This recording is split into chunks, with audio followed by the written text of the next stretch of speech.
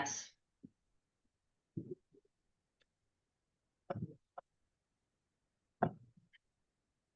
What up, Bry? Hey, How we doing? we're good. Excellent. We got a list of stuff for you to discuss. Okay. All right. Gonna- Who's on? You're going to be our special guest. We've got Samsung on. Samsung. We've got the SM-S901U. All right. How's that for a background? Is that good? Looks good, man. I was there when you hung that painting. Yeah. Yeah. You know, good art is actually, it's really specific, right? So like sometimes a piece of art can move you, but you have Yeah. to also be in the right, it has to fit in the setting, right? So like you look at art curators and stuff, and it all looks good in a display, but when you take it into your own home or your own like space, it's got to work. So I've always liked that painting for you guys in that space. Yeah. And Andrea's really good at the interior decor. So we've got a good color scheme going with the blues, the gold, the white. So Love it. yep. Love it. But I follow along. Cool. I hope I started this right. So the way when we do it, I'm actually I'm gonna bip into this other room. Maybe I started it, but like I also have this pop-up Yeah. that says AP Racing, ask us anything starts in 2 minutes. Okay. If you got on this and we're okay, I think we're okay. I might try to start this thing. Let's see what happens. Oh, it disappeared. And we got AJ. AJ's coming in. All right. If we don't have like a quorum, like a decent size group join us, it's probably because I did it wrong. I'm gonna take. Yeah, they are they in a different room? No, we've got two people in right now. Looks like AJ's on board, and I'm not sure who's on board the Samsung, but Okay. yeah, Give them 5 or 10, definitely. Hey Andy, this if you can hear me, this is Scott. I'm trying this from my phone. Oh, sweet. Hey, Scott. Yeah, no, so you had no problems getting in. I mean, you were here when I jumped on, so I think I did it right. What was interesting is I looked on the meeting invite. It had in the top of the meeting invite, it said 10 a.m. And then on the bottom where it had the meeting notice and passcode, it said 7 p.m. It did. It did. That was an oversight, and I think we sent Yeah, it out so- like three times. So we didn't learn from our like, oh, it's like, oh, we I noticed that, and then we didn't make the adjustment. So that confusion could change the group that we have, but at the same time we are recording and we can send it out later as well. So yep. Okay. So usually we have a bunch of people on. So I think that there might have been a goof up with regards to the timing on things. I actually just emailed somebody letting them know that it was at 10. Colin, I think I emailed Colin. So let me see if I can't turn the page here. How do I know? I'm going to try one other thing.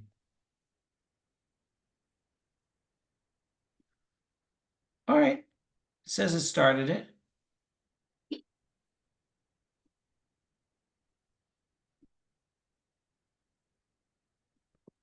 Okay. It says it started. So hope everybody's doing good out there. Hope everybody is enjoying their August. I've always felt like August is a super month to get started in training and kind of the deep dive, specifically here in North America, when we have the calendar kind of shifting a little bit on us. Seems to me like there's been a conscious decision to have some spring races, a few, and then there are definitely halves in the summer, and we've got Coeur d'Alene, end of June. We've got Lake Placid in July, so there are outlets. But it seems like there are a lot of the registration's pretty high on the races like California, Chattanooga, Ironman, California Ironman, um, Ironman Arizona, and the Ironman World Championships. So like it seems like the fall, specifically here in North America, is is where we get a little bit more traction. I think some of that has to do with like Ironman recognizing that we've got uh, some people are able to get up to speed over the winter and stay honest with their work in terms of the specificity, but some people kind of go general prep over the winter to get ready for the year. And then they use the summer to work on general prep.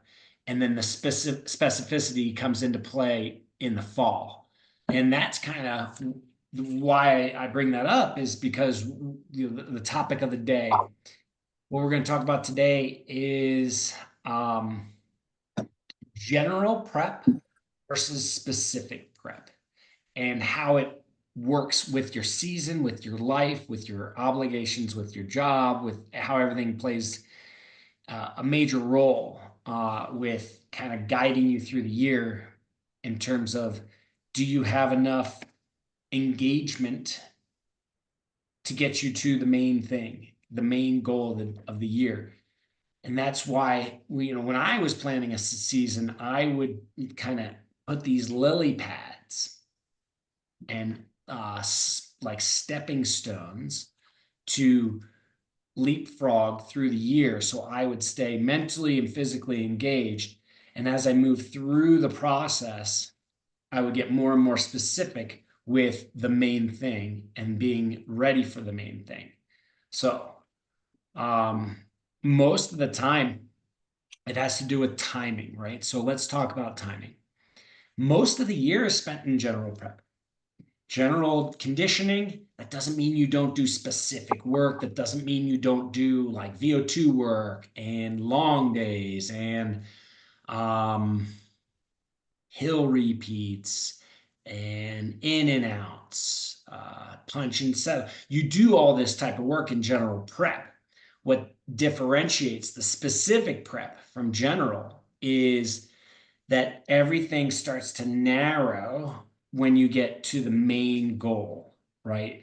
And that timeline is usually anywhere between 6 and 12 weeks out, depending on your baseline fitness, like where you currently are, and the main objective.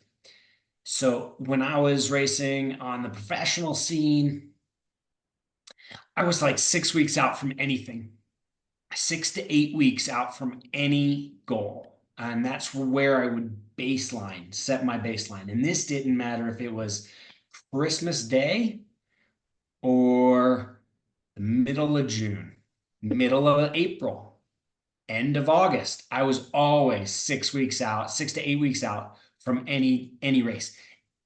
And that race could have been Olympic distance, drafting, Olympic distance, non-drafting, half Ironman. Didn't really matter with kind of the status quo, where I tried to keep my fitness. And that was where like I had really good coaching and guidance. And then a little bit of like pat on the back. I had the willingness. Okay. So I did have the willingness to be ready and be prepared and be engaged. So I was always searching for improvement in the details, but the specific timing for a specific main goal was usually 6 to 12 weeks out. All right. With that being said, I want to welcome one of our coaches at AP Racing. We've got Brian Fleischman on the horn with us today. Welcome, Brian. Thanks, Andy. Happy to be here. Look forward to chatting with everybody. Yeah, so Brian and I raced together for a really long time on the scene.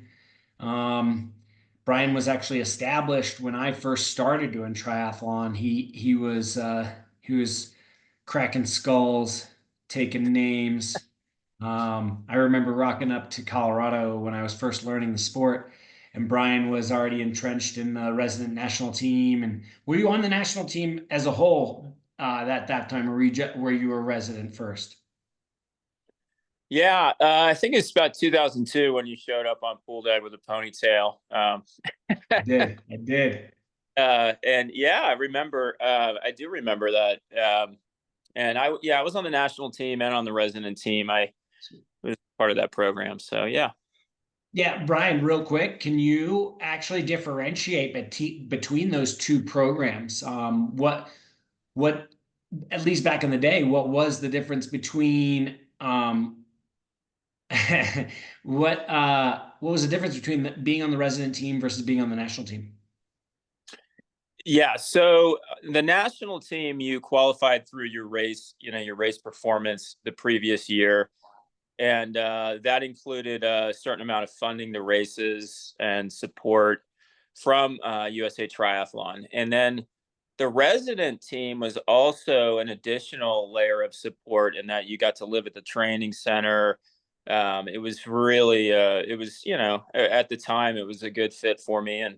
Um, so I was essentially on both. And you train with other teammates. And I think Andy was on the team.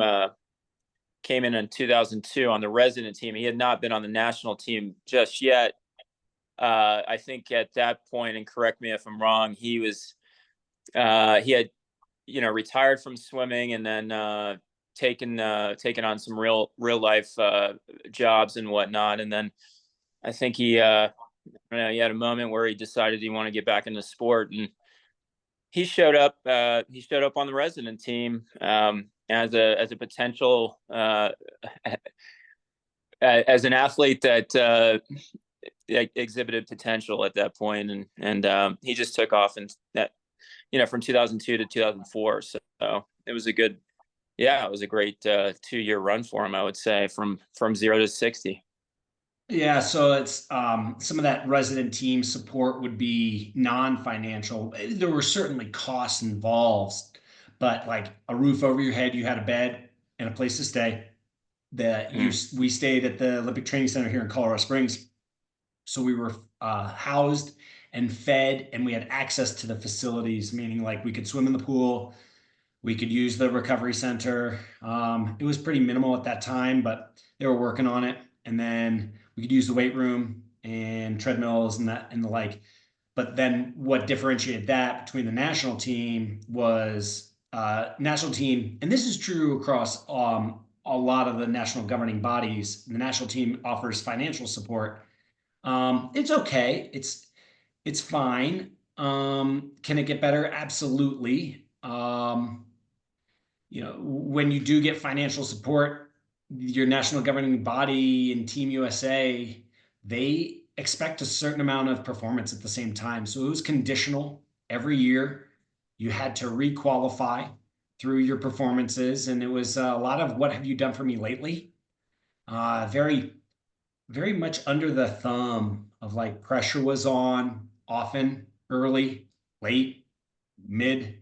Hey, you're only they didn't come out and say it, but it was a lot of like, what have you done for me lately? And you had to constantly prove it. It's gotten a little bit better with some maternity leave, um, stipulation, some injury clauses, and then about 5 years after, maybe like 3 or 4 years after I was on the national team, I actually made the Olympic team before I made the national team. Crazy. Wow, I Yeah, didn't know that.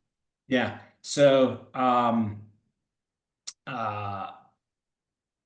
I want to say 2000, around 2007, we started implementing if you were on the national team, we had like an A team, a B team, and a C team, I believe at the time, based off of your performances. And we started implementing coaching stipends as well a couple of years into it, which was really like, hey, we're trying to be professionals here. Our coaches require compensation for their time and intelligence and intellectual capital and the energy that they're putting into the athletes. So these national team contracts, whether it's through swimming, track and field, USA cycling, USA triathlon, they're all very similar. And yeah, Brian was on the national team with me for a long time. And a little shout out. I love it when we bring it up. Brian and I were actually on the same relay. We were relay mates when we won a world title. So we just came off of a lean at the line at the Olympic Games for a silver medal in the mixed relay. Brian and I, 06. Yeah, '06 Cancun. It, you know that was a non-mixed relay. That was a 3-leg, men only. It's evolved quite a bit since then, and it's kind of great to see what the athletes are doing now with the mixed relay and whatnot. But in 2006, I think the relay action was in its infancy, and we were down in Cancun. We actually had legitimate competition. Germany, Jan Frodeno was on that team, yep. And I went first, and Jan went first as well. And I remember, and Spain as well. Gomez was the anchor of Spain. So yeah, it's probably one of my best memories, one of my best results. So really happy about it. Yeah. So Brian and I share a world title as being on the relay when it was we had a men's only and a women's only relay. Yeah, it was legit. It was awesome. Okay, that was a little bit of background, but Brian's been coaching with us. He's been at a few camps as well. Yeah, welcome, Brian. Thanks, Andy. Okay, so we're going to go back to general versus specific and like differentiating between the two. When we talk about the sport specificity and the sport generalization, in terms of what you're doing, general prep will involve a lot of your heart and your lungs. And your heart and lungs don't know what you're doing. They don't know if you're riding a bike or swimming. They can't differentiate between moving air or not moving air, and at a heavy, high rate or at a relaxed conversational pace. So whenever you can engage in that, that's mostly general fitness, and it adds to your general fitness. And when we look at like sport specific, and this is a specificity pattern, we have to drill down into the muscles, like the muscle patterning involved with the actual swimming, biking, and running, making sure that we have good technique in the pool. I know this is a huge source of improvement for a lot of people, even those who grew up as a swimmer. As if you learn to swim at 5, 7, 9 years old, like there's still things to improve upon. I'm still working on my stroke. Brian and I actually swam together this morning, and I got worked over, which was great, good for my confidence. And yeah, but like we're working on the specific things of the muscle patterning, like making sure we're doing the right technique in the water, making sure you have good technique and good patterning on the bike and on the run. You don't want to just be sloppy, because then you build bad habits, and bad habits have a tendency to layer on themselves. And Daniel has a nice saying with practice doesn't make perfect, practice makes permanent. So that's where the specificity of the movement can really, that's that mantra that maybe could be a little sticky for you guys. It's like, hey, once you start doing the right movements, that's what makes it permanent. So all right, now we're going to drill down into, so we went timing, sport, actual muscle movement with the patterning. So there's two kind of ways that we can split it in terms of general versus specific when it comes to the muscles. And in general training, we're really working on a lot of mitochondrial density at the cellular level, trying to enhance the efficiency of the human body by being able to transport oxygen at a really efficient, high rate. And that's what we need in endurance sports, is that oxygen delivery. You're sucking it down, but do you have enough density to actually deliver it to the muscles that are saying, give me more, give me more? And that's where that general fitness will come into play. Um, and then also on the general side, we have like engaging your central nervous system, making sure that it can move any which way you ask it to. And to do that, you have to go through a myriad of movements. You have to go through the whole bandwidth of general movement. That's why we like, I think that's what helps people gravitate towards the sport of triathlon is, we've got, you're juggling multiple sports, but you're also in the weight room and you're working on your flexibility and your mobility at the same time. So engaging the central nervous system is super important. And on the specific side of the muscles, like once we get into the window of 6 to 12 weeks out, wherever that is, we're working on strength endurance. We're working on power development within that, and really trying to get super specific. So I got some questions for Brian. We're talking about the specifics here, and we're going to break it down by swim, bike, and run. Brian, like how would you differentiate like a general swim versus a specific swim to help you with the main thing? Okay, yeah. So, uh, and it it depends on your race distance, what you're preparing for. But as Andy said earlier, 6 weeks out, if you're getting ready for say a half Ironman, well, that's a Yep. 20-meter swim. So I would say a specific set that would mentally and physically prepare you would be 2,000 to 2,500 meters, so maybe a little bit over, and mostly maybe in and out, maybe 3 100s on pace, what you want to hold in your half, and then off for 100, or you can mix it up anyway. You could 200s, maybe a 4 3 2 1 1 2 3 4 type of thing on a tight interval. So when you get into that half Ironman, you have your start that takes care of itself, and then from I'd say 300 meters to 1,800 meters, you start to develop a little bit of fatigue, but you want to hold that pace. So and then for general, what I would always do when I was heavy into racing and training was the general swim was a low stress, like a low mental stress swim where it was maybe 3,000, where you get in, you warm up, you do a light main set, something structured on an easier interval, maybe throw on some pull buoys, paddles, fins, and and I would always like to do it after something that was specific in the bike and run. So you loosen up, and it was therapeutic for me. So a general swim would be 3,000, get in, loosen up, uh, warm up, and then get into something that's somewhat mentally engaging, but nothing very taxing, and then warm down and out. So yeah, you don't want to spend too much time on the general, but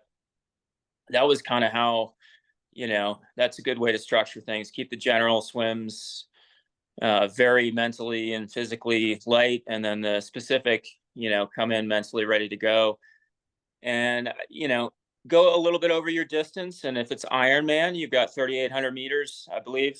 So maybe do 3,000-meter main set, and then right at maybe a little bit of a break, and then a pull buoy and paddles, where I would say at least half of that is that Ironman pace type of thing. So yeah. So Brian, nailing it here. So when we work on the real specifics of a swim, Brian touched on that punch and settle stuff that I think everybody's familiar with if you're being coached with us. And we do some punch and settle stuff because it's a dynamic situation in the swim. It's not always like set it and forget it. You have other people that are getting a say in your physical space. And yeah. Um, then you've got the general swim, which I really like what Brian was saying there. Like if you listen to what he was saying, he was talking about feel for the water, um, and trying not to have it be super stressful, not letting it weigh on you. It's just about movement, general endurance, and that overall feel for the water. It can be really enhanced when you just expose yourself to it. And I think that's why one of the main reasons why we will structure and have the frequency be higher in a swim than maybe some of your other coaching programs out there, because they're thinking, hey, the swim takes up 12%, 14%, 15% of your day. We are going to focus on the meatier section and just let the swim kind of just happen. But there's so many good benefits. So we were talking about before, heart and lungs, mitochondria, muscle and mitochondrial density, general endurance, feel, and that low stress on the mentality of it all. Super, super important. So Brian's nailing it. All right, on the bike specifically, Brian, you're getting ready for a half Ironman. Mhm. Can you tell me your favorite bike ride? Just one. So pick one. I know you've got probably like a half a dozen like kind of go-tos. Pick one and kind of walk us through. This will be this when you're getting really specific. You got a half Ironman about a month out. Okay, so That I would, you would do, and you would execute really well. yeah. Okay, so as far as strength goes for a half Ironman, you need to. I'd say the hardest part of that is that 40 to 56 miles. That's when you start to feel like the race kind of starting to catch up with you. You know that you pass that 2 hour, 3 hour, whatever. Past that, you've done a swim, maybe 35 minutes, 30 minutes, or whatever. Now you're maybe an hour and a half, 2 hours into the bike. So you want the ride to be maybe close to 4 hours, but I'd like to do like a very long warm up, maybe an hour and a half, and then I would on a Saturday I would hook up with a group for an hour, sit in the back. I would bring my time trial bike out, and then when the group got to a certain point where the ride intensity ended, I had just sat in the whole time, so I was just drafting, so it wasn't too taxing.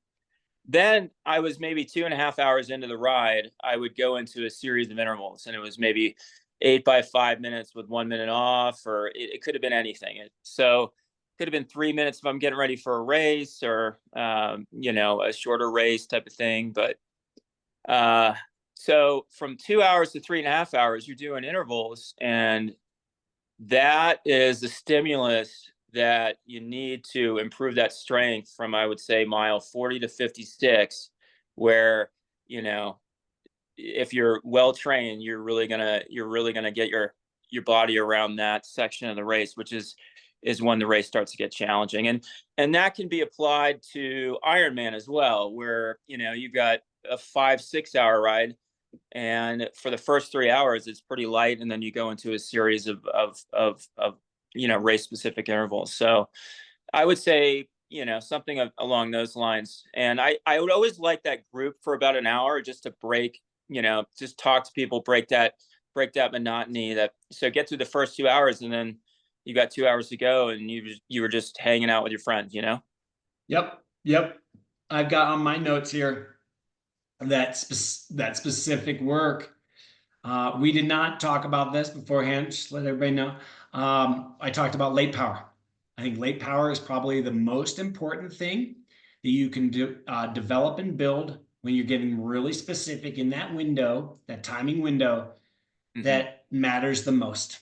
And like Brian said, there's millions of ways that you can slice and dice this. But it's all about late power. You need the specific exposure to the event, to the discipline, and then you need to drive into power. You need to get nice and tired doing that specific endeavor, and then start working on power. And when Brian was saying, it's like, hey, like his 3 minute work, if he does multiple bouts at 3 minutes, that power is going to be higher than if he did multiple bouts at 5 minutes. It's just like what you can hang on to. The longer the duration, yeah, the power may dip a little bit, but the feels, getting all the feels correct, that's where it's going to start to change you and really develop that that strength endurance aspect of triathlon, that it is a strength game, and that late power can't be stated highly enough.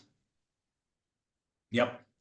And then when we are like, did you guys listen to like how Brian was the preamble to late power, taking the mind out of the game, just kind of doing the activity and having a little bit of fun, engage with other people. It's supposed to be fun.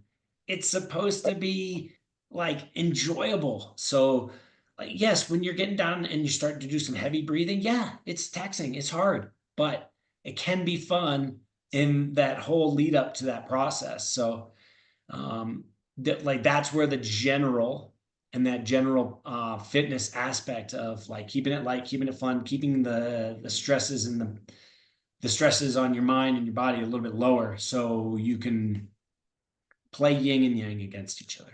All right, for the run. All right, Brian, we are getting ready for an Ironman in this scenario.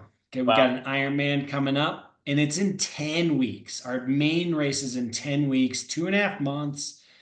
What do you like to do to prime the body for the next basically 2 months? Like it's a start of like 2 months out, where what's your kind of go-to end of the week run? So as your week kind of adds up on you, you're pulling fatigue into the later stages of the week. What's your real run specific go-to that you always liked, um, whether it's prescription or what you did? Yeah. So, and Andy's, as far as my career went, I was more Olympic and half. So, but I would say there was a workout that I enjoyed doing that essentially was a Sunday morning long run. I And swear we didn't compare notes. I promise you. Keep going, Brian. so this was on Sunday, and the day before was taxing. So you'd start off in the morning, and it was early, maybe 7:30. You do a 2-hour run. Just keep it at 2 hours. I know Ironman. You don't necessarily need to do a marathon every time you go out for a long run. You keep it at 2 hours, and I would say that last 40 minutes of the run, you get into what you want to hold in the Ironman after a long day on the swim and the bike. So whether it's 8 minutes, 7 minutes, and you do need a water stop somewhere. So there's some planning involved and logistics and whatnot. So you do need a water stop in there or two, or bring some water. And then you come back and you give yourself maybe 20 minutes. You just eat something real quick, and then you go out for like a 4 hour or a 3 hour ride. And you got to have the next day off. I mean, this was the volume and the tax on your legs. But that strain, it was basically like a 6 hour day. That strain is the stimulus you need to, go from bike to run and be mentally and physically ready to go to keep moving for that marathon. And I would say that would be a workout that I would implement maybe twice a month if I was getting ready for an Ironman now. Love it. Love it. Absolutely love it. Now, some of the things that Brian's doing, whether it's intuitive or trial and error or learned behavior, is like the day before he's depleting himself. He does get a rest after the ride or the swim, whatever, however the stacking goes. You do get some rest before you go run, but it's earlier in the morning. You have some rebuilding of the muscle beds, and glycogen stores are getting re-upped, but fueling really matters the day before you're doing this long run, and then to a ride. And then also, like, it's in the doing, like Brian said, like it does take logistics and some planning, but if you carve out the time and you put in the work, that kind of workout that'll get you that'll get you success.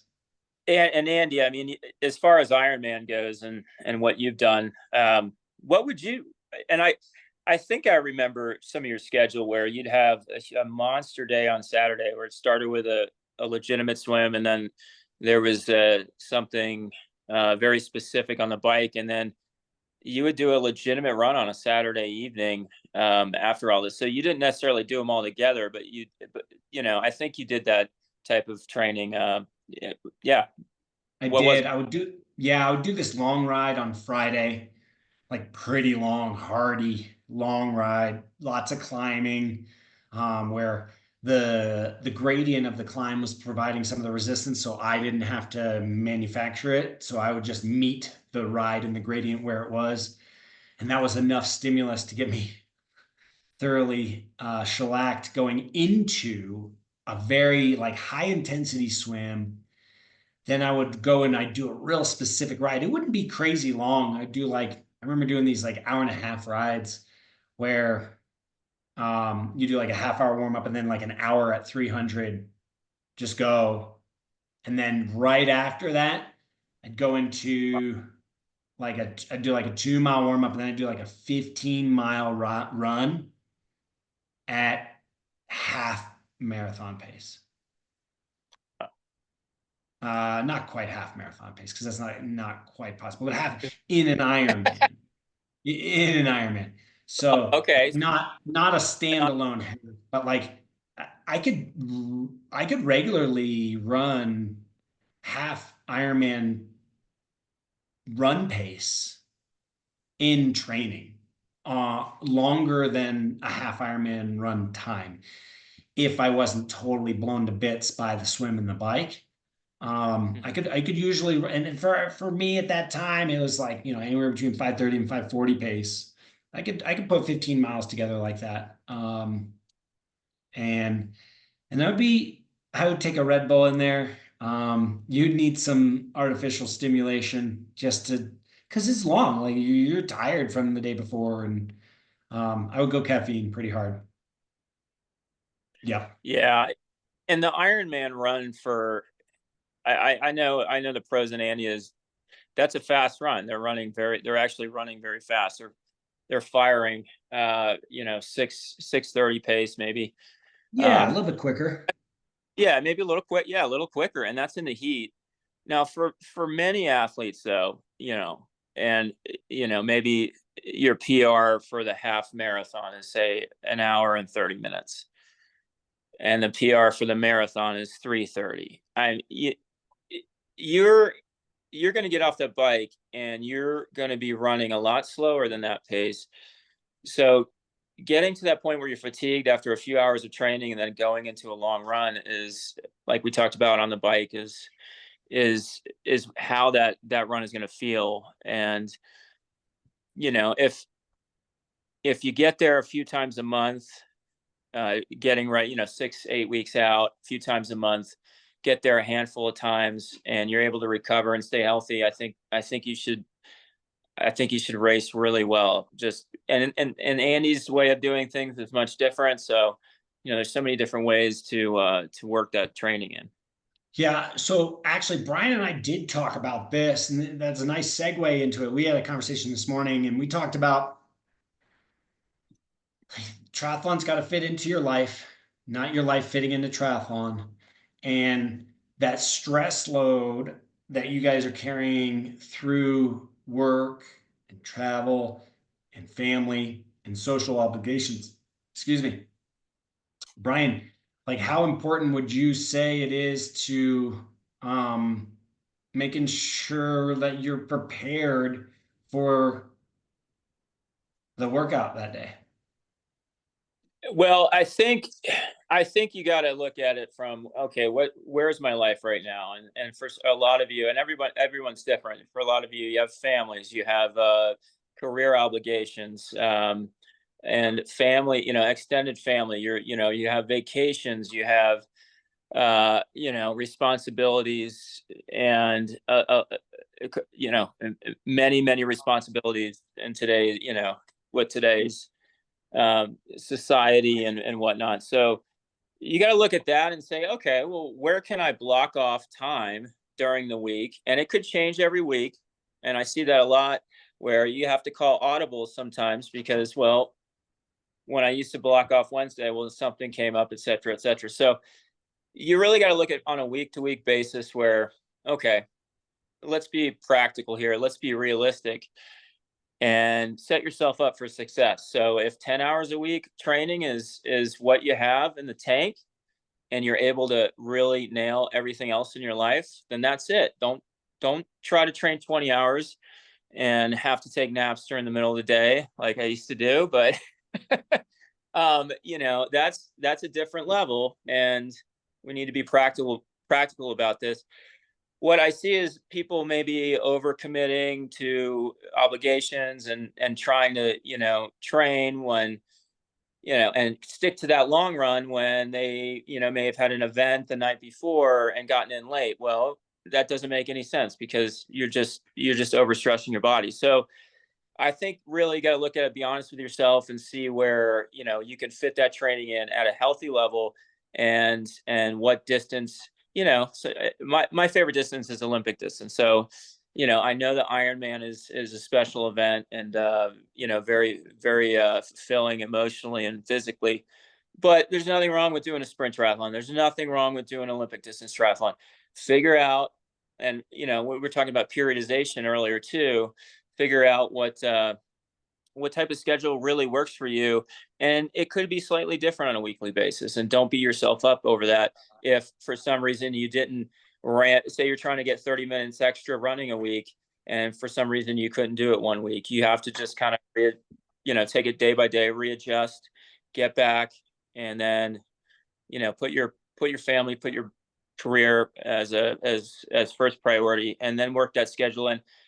And if you have success doing that, I think it's more fulfilling that you didn't have to give up too much of anything else. And there are sacrifices to be made, no doubt, but you didn't have to give up the most important things in life, Yeah, love it. It's great advice. What would you say is a better approach? Like, just based on your experience, let's say I've got 10 hours to train. Should I do something really hard every day? Like, let's say I can carve out an hour and a half every day, hour and 20 minutes every day.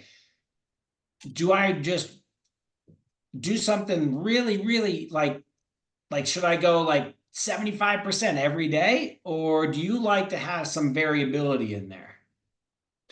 I think every workout you do should have some variability. There's a workout there, and then there's through it, and depending on what you're going for there, and with that schedule, so it's 6 by an hour and a half, which is a close, yeah, that's 6 by hour and a half. That's close, yeah, that's close to 10 hours, maybe a little hour 40. Call it 10 hours, but if you're able to carve out that and have a day off, I would say, yeah, you need to get into the workout, 20, 30 minutes warm up, get in some sort of specificity, and then loosen down. And you may be able to do 2 sessions on Tuesday, Thursday, and call it, 2 hours that day, and then an hour, a Monday and Wednesday, and then on the weekends maybe 2 to 3 hours, that type of thing. So, but at that point, I think, yeah, you do need to have some real structure with those workouts, not just all kind of gray zone type of training. So every workout has a purpose, even the non-specific workouts, the swim after a long run where you just get in and loosen up, that type of thing. But yeah, you have to, every minute counts. Time is precious. You can't get that back. So yeah, use it wisely. Love it. Love it. Okay. I'm gonna do something like I'm gonna give you two really specific questions. And I just kind of want this is a little like these are specific questions. I think they can be generally helpful. I'm thinking of them, so maybe other people are too. Uh, my question about a specific race, doesn't matter where it is, but a race. How important is it for you to be familiar with the course layout? some and the actual specifics of the race? Where would you put that on a priority list as you're, either weeks out, a month out, the day before? Like, how much do you like to know? Are you ignorance is bliss kind of guy? Or are you like, it's the devil's in the details? Don't want to know. Um, I was, I'm a planner. I'm a planner, and for better or for worse. But yeah, I want to know. I want to know the temperature of what the race, what we're going to be racing in, and what the hills, the courts. Is it technical? Are we going to be dealing with situations, multiple laps where you may, like in a long distance race, sometimes they have multiple laps and early waves end up, the roads get congested, and is the run shaded, or are we going to be racing in 100 degrees with no shade, and how to prepare for that, and what's my plan at that point? So I would say it's important. It's an A priority.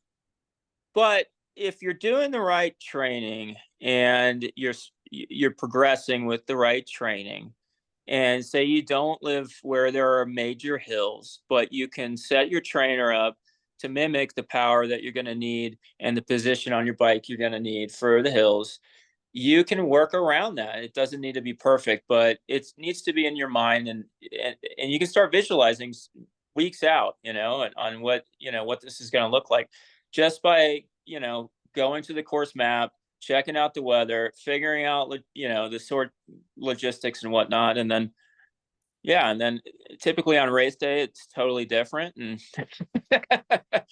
it might be raining, or I don't know. Sometimes they've had uh sometimes they've had early season races where the water temp just never warmed up past 52 degrees and stuff like that. So Yeah. those are things you just have to, you don't want to be training in 52-degree water, but you need to know that you're going to be wearing a wetsuit and a hoodie, and be ready for that type of thing. So I would say it's an A-B priority, but don't beat yourself up over it. Don't get too stressed about it, but pay attention. I like it. So there's a dichotomy in for you of like, hey, there's an awareness factor, but at the same time, like you have to be flexible, right? So it's like be flexible, be adaptable, but also be cognizant, be aware. Like this is I'm going to throw you a fastball. You better be ready to hit a fastball. If you know I got a heater, like be ready. Go to the batting cage, practice hitting fastballs. If you know that's what the pitcher does best, right? So at the same time, like they could throw a pretty mean changeup. Got to be ready for that at the same time. So therein lies some of the specificity and the generalities. Nice dichotomy. I swear we didn't prepare for this. Okay. No cheat sheets. Next question for you, Brian. This one's a little I was thinking of this the other day, and I wanted to know, did you ever in training practice a carb load? And well, I guess first, do you believe and like and do carb loading prior to racing? And then did you ever practice it? um I would say, with the load of training that, in my prime that I was doing, I was essentially, for better or for worse. I think one of my mistakes was thinking that fat was bad early in my career. I now realize that was a mistake. But for carb loading, I think I wouldn't. That's not the big priority. I would say your daily nutrition habits are going to carry you through the race, the pre-race and whatnot. Don't change much.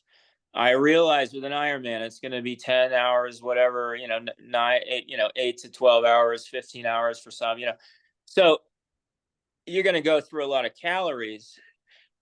But what I did practice was eating, the gels on the bike, and I would eat a lot of gels. Again, for better or for worse, because I remember in the heat, the gels kind of made me sick. But so you have to practice that. But as far as what I'm going to eat the night before the race, it's just going to be what I typically eat. I wouldn't get too stressed about it and start changing things because you think that you need to eat a plate of pasta with and keep it real clean. But I think people may overdwell on that potentially. So I think what you do every day, that defines your diet. Keep it simple on race week, and make sure you practice if you're doing long course, make sure you practice eating while training. Dang, dude. Once again, drilling into the specifics on the requirements in a race, making sure your gut's prepared for gels and the calorie requirements, as well as the modality, like the consistency of it. Is it all liquid, like infinite? What? Or is it something else? So and then not overthinking the 80, like the was the 80-20 rule. What you're doing on a daily basis is it's obviously working for you. You do want to do some small experiments. I actually really like carb loading. I think it's probably because I love pasta. What I would do in terms of like a general specific, if that's a thing, um, is I would make sure it's super clean prior to a race. Let's say you like pasta, you don't need it to have all these other ingredients, right? I would keep that ingredient list pretty minimal. I like chicken. It's just plain chicken. It doesn't need to be Cajun chicken with, all these other things associated with it. Just chicken and pasta. And let's go. A little bit of salt and turn it up, turn it on. Let's go. So like I would keep that ingredient list really clean, making sure like I stay away from some spices, even though spices and me, we really agree. So yeah. All right, Bri. Nailed it. That is what we got for you guys today. I wanted to open up to some of the chat. I know Jenna wants to see a ponytail picture. I have one. I will grab it right now. Okay, I'll grab it right now. Think of it. If you guys have any other chats, let me know. See if I can't find this thing real quick. I have it in this. Here we go. Right here. Bang. Okay. So and this is classic. All right. I'll give you a little show and tell. All right. So the year is 2004. For some reason, this is in my files. Okay. So I have this, this is the Speedo catalog from 2004. And right now, this is on the cover here. We have Brooke Bennett, who I believe Brian knows. Florida, yeah, South Florida. She was swimming down in St. Pete. Gosh, our coach. Oh man, I Peter. remember coach. He's still on deck, and he's still kicking out Olympians. It's great to see that pool. Where St. Anthony's triathlon is just down the street. If some of you guys have ever done that race, but great place to swim down there. We got Lenny Kreiselberg, Olympic gold medalist in the 100 and 200 backstrokes. We've got Grant Hackey, one of the best distance freestylers. Is he the best distance freestyler ever? Maybe the best distance freestyler ever. Hackey. Michael Phelps as a boy, and Jenny Thompson.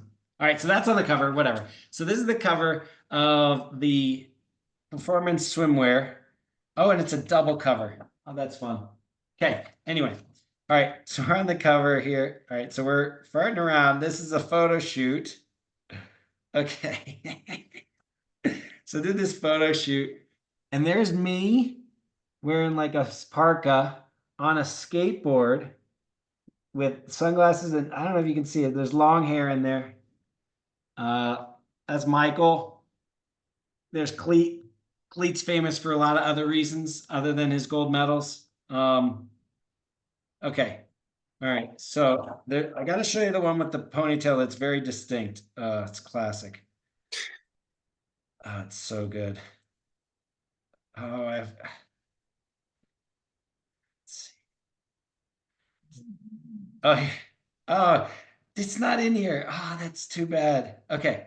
All right. So there's this one, Jenna. This one's for you. So like that's me coming out of the water. You can see the bun in my cap.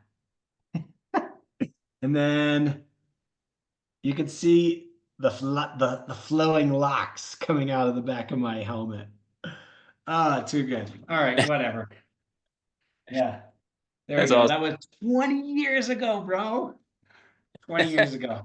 I've since gotten a haircut. All right. I remember in Yeah. 2003, we were in Japan, Oh yeah. Not Maka, Gamagori World Cup, and you had the ponytail. And this is probably one of your first breakthrough races. It was 2003, I think. And I do have a picture somewhere, and this is pre, I think, a digital photo. This was when we had the disposable cameras. We still had those disposable cameras where you print Oh the film. yeah. I do have a picture of you with a ponytail racing, and you did well that day. I think you were top, maybe top four, top five, maybe on the podium. I don't remember, but you were in a breakaway. So I think I was in that a was break.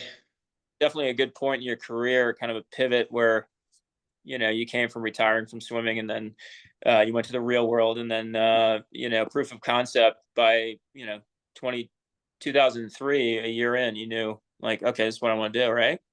Yep, pretty much. Good times. Good times. All right.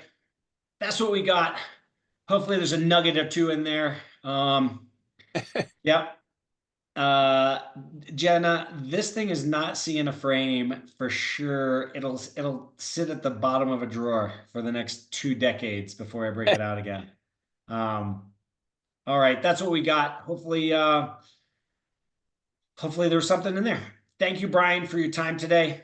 Yeah, really, if you guys have any questions, or if anybody that sees this video on delay has any questions, feel free to reach out. I know Andy or Daniel can give you my contact information. Thanks for having me. Okay. You got it, dude. AP Racing, twos. Later. Sure. Thank you. Bye. Thanks, guys. I gotta figure out how to end it. How do I end it? I'm just gonna close it. No, you gotta like stop it, I think. Stop recording. Are you sure you want to stop? Yeah.